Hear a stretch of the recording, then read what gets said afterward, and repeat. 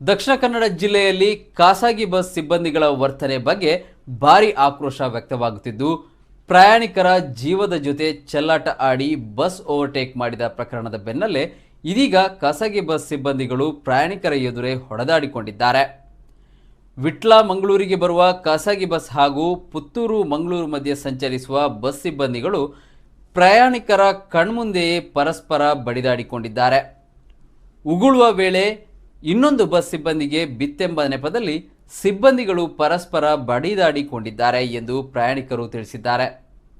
ಬಸ್ಗೆ ನುಗ್ಗಿದ ಮತ್ತೊಂದು ಬಸ್ನ ಸಿಬ್ಬಂದಿಗಳು ಬಸ್ ನಿರ್ವಾಹಕನನ್ನ ಎಳೆದಾಡಿ ಸ್ಕ್ರೂಡ್ರೈವ್ನಲ್ಲಿ ಚುಚ್ಚಿ ಹಲ್ಲೆಗೆ ಯತ್ನಿಸಿದ್ದಾರೆ.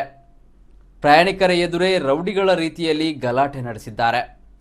ಇತ್ತೀಚಿನ ದಿನಗಳಲ್ಲಿ ಪ್ರತಿನಿತ್ಯ ಖಾಸಗಿ ಬಸ್ ಸಿಬ್ಬಂದಿಗಳ ಅಟ್ಟಹಾಸ ಮಿತಿಮೀರಿದ್ದು, ಸಭ್ಯ ಪ್ರಯಾಣಿಕರು ಓಡಾಡಲು ಹಿಂಜರಿಯುತ್ತಿದ್ದಾರೆ. ಪೊಲೀಸರು, ಆರ್ಟಿಒ ಅಧಿಕಾರಿಗಳ ನಿರ್ಲಕ್ಷ್ಯದಿಂದಾಗಿಯೇ ಖಾಸಗಿ ಬಸ್ ಸಿಬ್ಬಂದಿಗಳು ಅನಾಗರಿಕರಾಗಿದ್ದಾರೆ ಎಂಬ ಆರೋಪ ಸಾರ್ವಜನಿಕರಿಂದ ವ್ಯಕ್ತವಾಗಿದೆ.